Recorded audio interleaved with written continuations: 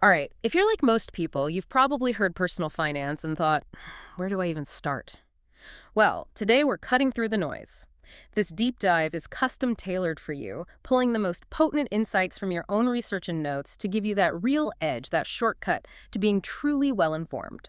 Our mission to unpack the foundations of financial success. And our goal isn't just to sort of lay out facts. We want to help you understand how all these financial concepts connect, you know, and maybe most importantly, why each step matters for your long-term stability and, frankly, genuine peace of mind.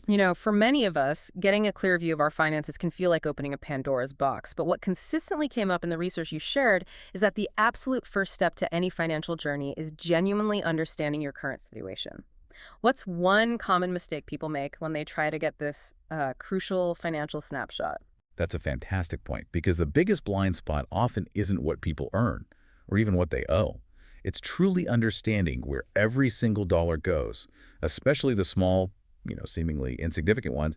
Your notes call this cash flow awareness, and it really is the bedrock. It means getting a comprehensive view of your income, expenses, savings, and debts. This foundational understanding allows you to establish clear goals and create realistic budgets that truly align with, well, what you want to achieve. Okay, so let's zero in on income and expenses. We all know we have them. But what's the kind of hidden opportunity our sources reveal when we break these down? Well, beyond just listing sources, the real insight on the income side is recognizing all the streams you have, even the irregular ones. Your salary, sure, but also any side hustles, earnings from investments like stocks, bonds, or real estate, and even passive income from rental properties or, say, business ventures. And for expenses, while categorizing them into fixed like rent, mortgage, utility bills, insurance premiums, loan repayments, and variable things like groceries, dining out, entertainment, shopping is helpful. The aha moment often comes when you realize some fixed costs maybe aren't as fixed as they seem. Hold on, that's interesting. You're saying even those steady fixed costs can be optimized. Can you give us an example of how that might look in real life? Absolutely. Imagine someone earning $4,000 monthly, $3,000 from their main job, maybe $800 from freelance work, and $200 from some rental income. Their expenses might look like $1,500 for rent, $250 for utilities, $400 for groceries, $200 for transportation, and $300 for entertainment, totaling $2,650. Okay, so that leaves $1,350 of remaining income, but digging a bit deeper, they might discover they're maybe overpaying for internet, or perhaps their car insurance could be lower, or they could refinance a high-interest loan. Suddenly, a fixed cost becomes a bit more flexible, freeing up more of that $3,350 for savings or other goals. That's a great practical way to think about it, really useful. So you immediately see your cash flow. What about savings and debts? Are there any less obvious takeaways there, things people miss? For savings, yeah, the key isn't just having money set aside, but really understanding its purpose. So, review your emergency fund. Ideally, 3 to 6 months of expenses, sure. But critically, it should be in a separate, accessible account, maybe a high-yield one if possible. Also, assess your retirement accounts, like a 401k or IRAs. These are tax-advantaged ways to save for your future self, which is huge. And don't forget, short-term savings goals for things like vacations or maybe a down payment on a car. These often give you that motivation to save consistently. Right. And debts, which, as I said, can sometimes feel like this heavy financial weight. Beyond just knowing the total you owe, what's the most important thing to really grasp? The crucial insight here, I think, is the cost of your debt, Hmm. specifically the interest rates. Common debts include credit card debt, often with sky-high interest rates. They can just eat away at your progress. Then there are student loans with their varying repayment plans and rates, car loans usually with fixed monthly payments, and personal loans, which also have different terms. Understanding those interest rates is absolutely paramount for prioritizing how you pay things back. Okay, this is where it gets really interesting. Can you give us an example of how just laying out the debt overview reveals surprising insights, something concrete? Certainly. Let's say an individual has $5,000 in credit card debt at 18% interest. Ouch. And maybe $15,000 in student loans at 4% and $10,000 in a car loan at 6%. So that sums up to $30,000 total debt. Looking at this, the immediate insight mathematically is that tackling that 18% credit card debt first is the most powerful move. It saves significant money over time compared to just chipping away equally at the lower interest loans. This financial snapshot, this clear picture, it really is the strong foundation for productive planning. It empowers you to make informed decisions. Right. With that crystal clear picture of your current finances, the research you shared says the next pivotal step is setting clear financial goals. We often hear goals are like a roadmap, but what's the sort of deeper implication here? What makes them really work? The deeper implication is that goals aren't just aspirations. They are the fuel for your financial discipline. They give you direction and motivation. They generally fall into two buckets, right? Short-term goals usually span maybe 1 to 3 years and are often more attainable, which helps build momentum. Examples: building an emergency fund, perhaps aiming for 3 months' expenses to start, or aggressively paying off that high-interest credit card debt, maybe targeting elimination within a year, or even saving for a vacation where you set aside a specific amount each month to fund that trip in, say, 2 years. Then you have long-term goals. These are aimed at objectives taking over 3 years. These are the major milestones, things like buying a house and saving for a down payment over the next 5 years, or saving for retirement through consistent 401k contributions over decades, or maybe funding your child's education with a dedicated college savings plan.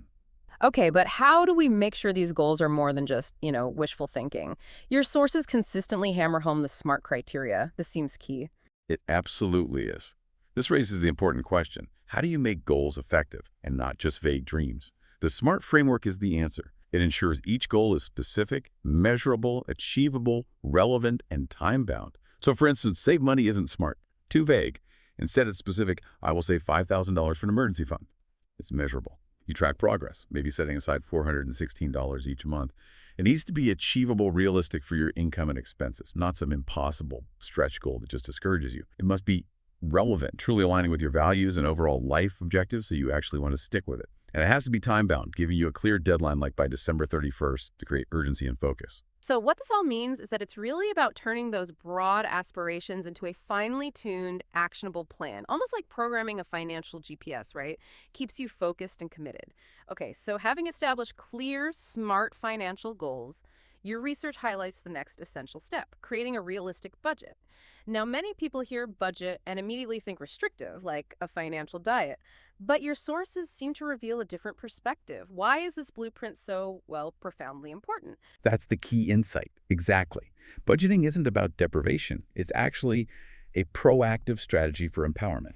It gives you control. Its significance really comes through in several key benefits. It provides deep financial awareness, showing you precisely where your money goes, which can be eye-opening. It facilitates debt management, ensuring consistent payments to stop high interest charges from spiraling out of control.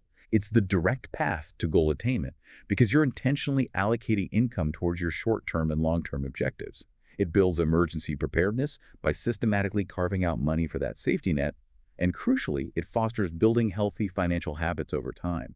Developing disciplined spending actually liberates you from financial anxiety. Can you give us an example of how this transformation from restriction to liberation actually played out for someone, like that Sarah example? Yeah, consider Sarah, a recent college graduate. Instead of feeling confined by a budget, she used it as a tool for freedom.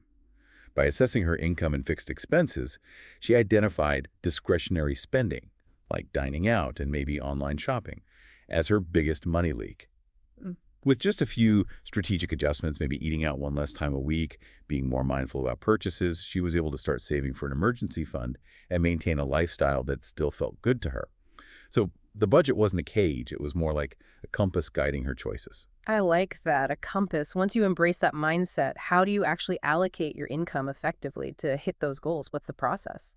Well, it starts with analyzing your total monthly income, salary, side business income, any passive income, all of it. Then you list out your monthly expenses, again, thinking about those fixed costs like housing, utilities, insurance, loan payments, and the variable ones like groceries, entertainment, dining out, clothing. A sample budget breakdown might show, say, a $4,000 salary allocated like this: $1,500 rent, $250 utilities, $150 insurance, $300 loan payments, $400 groceries, $250 entertainment, $200 dining out, and then intentionally setting aside $300 for an emergency fund and maybe $250 for other savings goals, adding up to the $4,000 total. After listing expenses, the next step is crucial. You prioritize your goals based on urgency and relevance. For instance, that emergency fund often takes precedence over saving for a vacation because it protects your overall financial stability. Right, makes sense. And finally, a truly dynamic budget, according to your notes, needs regular attention, doesn't it? It's not set it and forget it. Absolutely not. Budgeting is a continuous process. It's living. You need to regularly review and adjust it based on changes in your income, your expenses, maybe your financial goals shift. Life happens, right? So this ongoing review helps you navigate your financial journey with confidence and clarity, adapting as things evolve. Okay, so after establishing that robust, flexible budget, your sources consistently highlight building an emergency fund as one of the most crucial aspects of financial preparedness. We hear emergency fund tossed around a lot, but what's the deeper why? Why is this financial cushion so utterly indispensable? The deeper why really boils down to peace of mind and resilience. An emergency fund serves several vital purposes. First, it mitigates financial stress during crises, unexpected medical bills, job loss preventing anxiety from just piling on top of the problem. Second, it prevents debt accumulation. It stops you from having to rely on high-interest credit cards or loans when life throws you a curveball. That's huge. Definitely. Third, it encourages financial independence. It allows you to maintain focus on longer-term goals without getting constantly derailed by short-term setbacks. And crucially, it provides a vital buffer for unpredictable events, natural disasters, sudden home repairs, car breakdowns, allowing you to navigate challenging circumstances without wrecking your entire financial stability. Your sources tell a really compelling story about Jane that brings this to life. Can you walk us through how her emergency fund actually paid off? Yeah, Jane's story is great. She had proactively built up a $5,000 emergency fund. Smart move. Then, her car suddenly broke down and needed $1,200 in repairs, an unexpected expense that would have, frankly, devastated many people.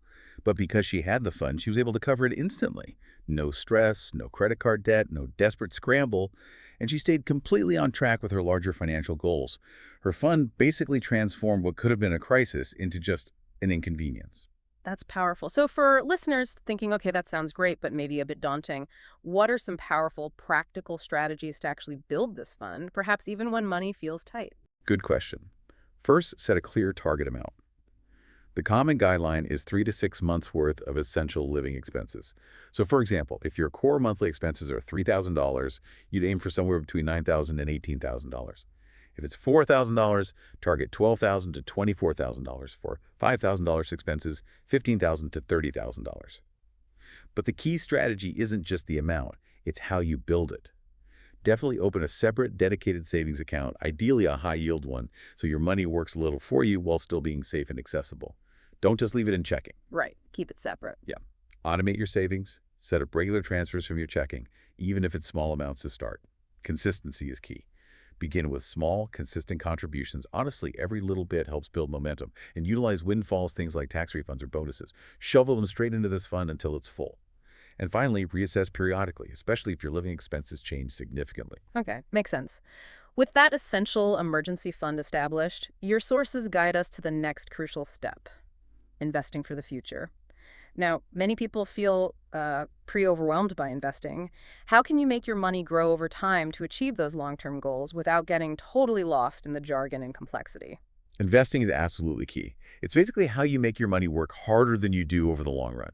It's vital to understand the various options, but maybe more importantly, how their risk and return profiles align with your specific goals and your comfort level with risk. Common options include, stocks, owning shares in companies, potential for significant returns, but also higher volatility, meaning bigger ups and downs. Then you have bonds. Essentially, you're lending money to a government or company for periodic interest payments, generally safer than stocks, but usually offer lower returns. Mutual funds and ETFs, these are excellent for beginners. They pool money from many investors to buy a diversified portfolio of stocks, bonds, or other assets, often managed by professionals. Think of like a low-cost S&P 500 index fund. That's a common example. Right, diversification built in. Exactly. Then there's real estate, Mm-hmm. either owning rental properties directly or investing through REIT's real estate investment trust, which let you invest in real estate without being a landlord, can offer cash flow and appreciation. And finally, super important, retirement accounts like a 401k or IRAs. These offer significant tax advantages for saving for your golden years. Absolutely essential part of a long-term strategy. Okay, let's unpack this a bit more deeply. Understanding these options is one thing, but how do you truly manage the inherent risk involved? Because risk is always there, right? That's Yeah. where diversification comes in. And your source is highlighted as like non-negotiable. Yeah, what's fascinating here is that diversification is the core strategy to mitigate investment risks while hopefully optimizing returns. It's the old saying, Don't put all your eggs in one basket. Strategies Yeah. include mixing asset classes. Don't put all your money just in stocks or just in bonds. A balanced portfolio might be, say, 60% stocks, 30% bonds, and 10% real estate or alternatives. Sure. Depends on your situation, of course. Geographical diversification. Consider investments outside your home country to reduce exposure if one economy struggles. Also, diversify within asset classes. So if you own stocks, own them across different sectors like technology, healthcare, consumer goods, and different company sizes, large and small. Spreading it out. Right. Regular rebalancing is key too. Periodically, maybe once a year, you adjust your portfolio back to your target allocation if one asset class has shot up or fallen behind. Keeps your risk level consistent. And, critically, staying informed about market opportunities without reacting emotionally to every news headline. Easier said than done sometimes. We've seen what can happen when you don't diversify with Mike's story from the sources, right? It's a really powerful cautionary lesson. Yes, Mike's story is a stark reminder. He invested very heavily, almost exclusively, in technology stocks during a period of rapid growth. He was feeling pretty invincible, but when the market corrected sharply, his portfolio just plummeted because all his eggs were in that one very volatile basket. Had he diversified into different sectors, maybe some bonds, some international stocks, he might have insulated himself much better against that severe volatility. It would have cushioned the blow and helped maintain a more stable financial path overall. Okay. So with your investment strategy in place, your sources highlight that a financial plan is never static. It's not a document you create once and file away. Why is actively monitoring and investing your plans so crucial? And what's the sort of hidden danger of just letting it sit there untouched? The hidden danger is simply becoming irrelevant. Life changes. A financial plan needs to evolve as your circumstances shift. Maybe you get a new job, you move, your family expands, or even just market conditions change significantly. Regularly tracking progress and making necessary adjustments is absolutely key to navigating your financial journey successfully over the long term. Methods for tracking progress include simple monthly reviews of your budget and expenses. Are you sticking to it? Where are the leaks? Utilizing financial tools or apps, things like Mint, YNAB, Personal Capital, they can give you a comprehensive real-time overview, which is super helpful. Yeah, those can be great. Setting clear benchmarks for goal tracking. For example, John's goal from the notes to save $12,000 for a home down payment in 3 years. That meant tracking progress of $333 saved each month to stay on pace. Makes it tangible. And of course, regularly tracking your investments to ensure they're still aligned with your risk tolerance and your long-term goals. But life is, well, famously unpredictable. What if you find you've veered off course? How do you make those necessary changes without feeling overwhelmed or like you've failed? That's where the review process is so important. During your reviews, the key is to identify areas for improvement. If you consistently overspend on dining out, okay, that's a clear signal to adjust the budget or your habits. No judgment, just data. Update goals as needed. If you get a raise, great. Maybe you can increase your savings rate. If unexpected expenses pop up, like medical bills, you might need to temporarily delay a less critical goal. It's about adapting. Rebalance your part. Your portfolio of one asset class has dramatically outperformed or underperformed, ensuring you stick to your desired risk level. Stay informed on financial trends that might impact your plan, changes in tax laws, new investment opportunities, and, really importantly, if uncertainties arise where you just feel overwhelmed by the complexity, don't hesitate to consult financial advisors. Sometimes getting expert help is the smartest move. Sarah's example from the sources really highlights this adaptability, doesn't it? It's such a powerful lesson in flexibility. It really is. Yeah. Sarah originally aimed for a big 3-month European vacation, and she was meticulously saving for it. But then, wham, she faced unexpected medical expenses, a major curveball.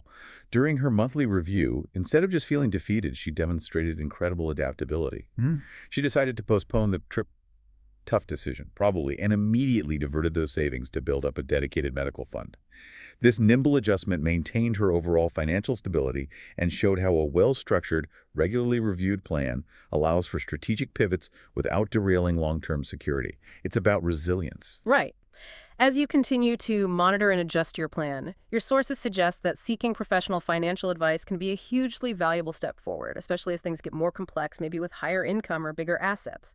What are the really transformative benefits of consulting financial advisors? What do they bring to the table? Financial advisors bring expertise, objectivity, and a structured process that can profoundly optimize your strategy.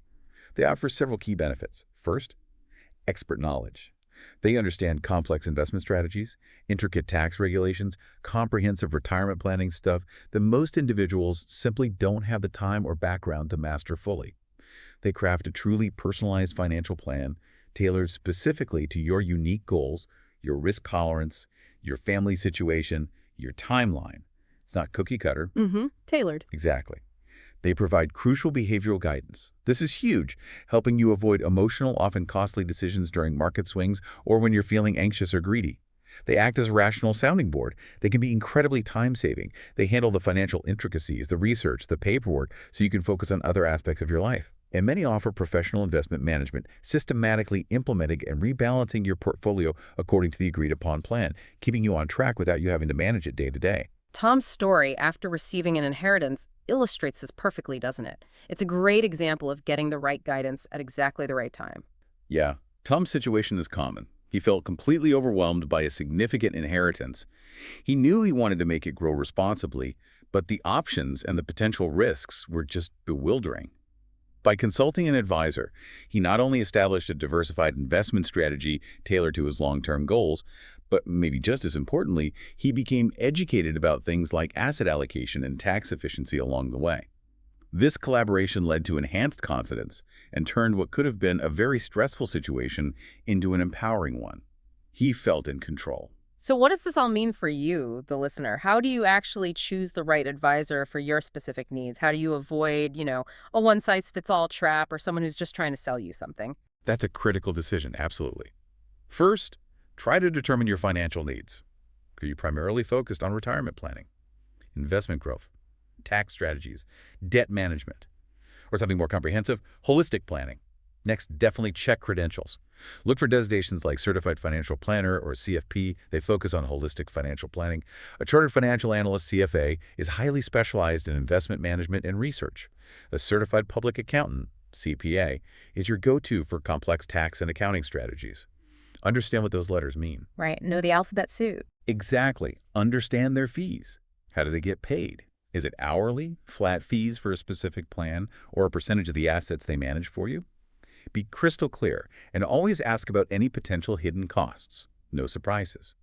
Assess their approach and philosophy. Does it resonate with you? Do they understand your risk tolerance? How do they communicate? Seek referrals from trusted sources, if possible, friends, family, colleagues who've had good experiences. And, critically, schedule interviews with multiple advisors. Don't just go with the first one. Treat it like hiring someone for an important job because it is. Just like Emily did in the notes, she interviewed a few and ultimately chose an advisor she felt truly comfortable discussing her deepest financial situation with, someone who prioritized holistic planning over just pushing specific products. That trust is key. Wow, what an incredible deep dive into building a really robust personal financial plan. We've seriously covered everything from, genuinely understanding your current financial snapshot all the way to strategic investments. And even when bringing in an expert can be a total game changer. Yeah, the overarching message, I think, if we connect this to the bigger picture, is that financial planning is not a one-time event you tick off a list. It's a dynamic, continuous journey. It's really about being informed, being adaptable, and being proactive about your money. Remember, this is your financial future we're talking about. The knowledge is here, drawn from your own sources, your own notes, and the real power is in actually applying it. We truly hope this deep dive leaves you feeling well-informed and, maybe more importantly, ready and motivated to take your next confident financial step, whatever that might be. And just think about how consistently applying even one of these principles, like truly understanding your cash flow or automating your savings or diversifying your investments, how that can compound over time and lead to really profound positive changes down the road. What stands out to you the most from today's discussion? We really encourage you to take a moment and reflect on your own financial snapshot, your own goals. And maybe consider this. Beyond just the numbers on a spreadsheet, what does financial independence truly look and, maybe more importantly, feel like for you personally? And thinking about that feeling, what's one small, tangible action you could take today to move just a little bit closer to it?